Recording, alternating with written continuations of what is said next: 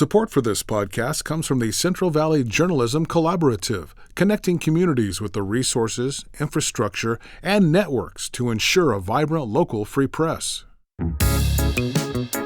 From KVPR in Fresno, this is Central Valley Daily.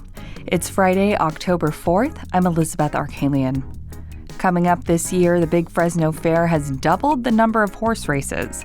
It's a great euphoria to watch your horse win, to go into the winner's circle, and that's the ultimate, in the sport. We'll hear from the manager of this year's races about the events, including 2 recent racehorse deaths. But first, today's headlines. Health officials are investigating 2 human cases of bird flu in California. The state's Department of Public Health says the cases have both been confirmed in the Central Valley, and both people had contact with infected cattle. The CDC cautions that the risk for humans remains low, but specialists like Abrar Karan, who studies infectious diseases at Stanford University, says it's still something to watch closely. His biggest concern is something called viral reassortment, which is essentially when a host gets infected with multiple different strains at once, and that allows those strains to exchange genetic material and potentially become more deadly, more transmissible. He says dairy farms are the perfect spot for this to happen, since workers can have lots of exposure to cattle carrying the virus. If those workers are also infected with human seasonal flus, a new strain could emerge. So far, there are 14 confirmed human cases of bird flu nationwide. A biohazard incident in Fresno County last year is sparking new legislation from Valley representatives. The new bill, sponsored by Congressmen Jim Costa and David Valadeo, would offer grants and training for local code enforcement officers to help them identify and manage potential public health threats. The legislation was prompted by an incident in Reedley last year, when a local code enforcement officer discovered an illegal lab operating out of a warehouse. Officials discovered dead mice, unlicensed COVID tests, and vials of improperly stored blood infected with HIV and hepatitis.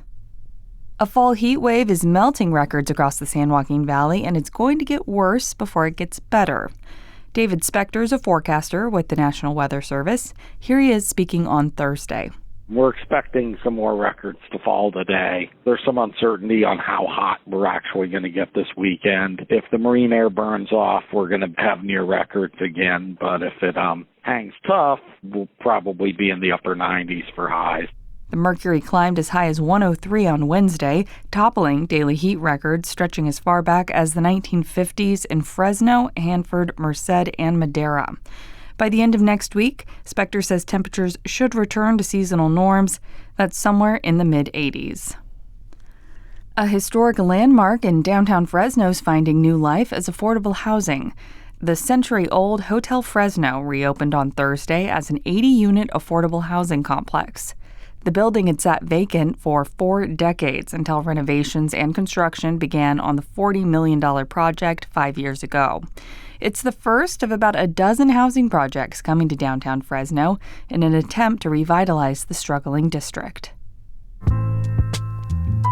Support for Central Valley Daily comes from the members of KVPR. Join at $8 or more per month and access ad-free NPR podcasts through NPR Plus.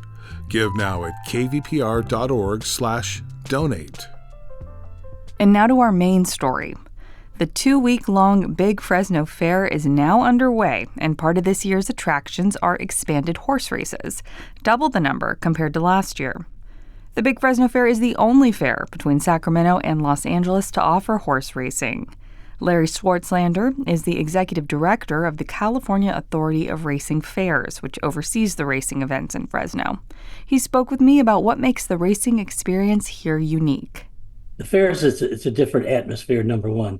Good quality racing, but you have an entertainment base which is based on family entertainment. And what the fairs do is they grow the base for racing, not only in horses, but in fans, because if you go to the big tracks, you don't see a lot of kids. You don't see young people. It's more the older clientele. And unfortunately, this sport has gotten into that caste. So that with fair racing, we open the door to people to come and see it, whether they like it, is entertaining to them. As an owner myself and people that do get involved in owning racehorses, it's a great euphoria to watch your horse win, to go into the winner's circle, and that's the ultimate, in the sport. Now, it's of course not just horses. There are jockeys and owners and trainers involved as well. But can you give us a little insight just for when the actual race is happening? What is that jockey doing on the horse for people who are watching and not really clear? Well, the first thing is that, the jockeys, if you walk into the jocks room, you'll see that they're all looking at a racing form, et cetera, because most of them have exercised their horses they're riding in this day. So they know the animal, but they're looking at their competition. So once they leave the jockey's room and the horses are brought to the paddock, you'll see them standing out there with the trainer, and they're talking about strategy. It's like, here's the fields you have out here. This is how you should ride the horse. And then the rules have changed dramatically too in racing, that jockeys can only whip their horses, I believe it's 6 times now. It has to be done in accordance with, number one, safety, if he's getting in a position where he has to move the horse. And down the stretch, they're allowed to do it, but still there's a limit. And speaking of that horse safety, I imagine these races are very taxing on the horses. And I know there have been 2 deaths at the Fresno County Fair. So what happened? Well, just to give you a little background too, that, the fatalities, are very, very important to us. And Fresno hasn't had a fatality since 2013. And over that period, you've had almost 4,000 horses run. The one fatality was on the track. It was a fetlock fracture. The other one was a horse died of pneumonia on the backside, and there's really nothing I have control over that. But, understand too that the medication and the safety procedures in California are by far the best in the world. These horses are scrutinized very, very thoroughly before they go to the racetrack. To give you an example, but before a horse can be entered in a race, he has to be vetted. And the vet has to certify that he can enter the race. Then there's a panel that meets 2 days before the race. This is a vet panel. And they look at the medical records of all the horses, and the conditions, any comments from the vets. Now, the day of the racing, then, there's also a fitness vet. The fitness vet in the morning goes and examines every horse. I have a racetrack safety maintenance committee, which we monitor the condition of the track. All those things were taken into consideration. But as I said, there is a fatality rate. It occurs. You just simply can't catch them all. And in this case, when people ask me, what are you going to change? Well, there's really nothing I can change. We have a very thorough program, very safe program, and I feel very confident in it. And unfortunately, we lost that horse last week.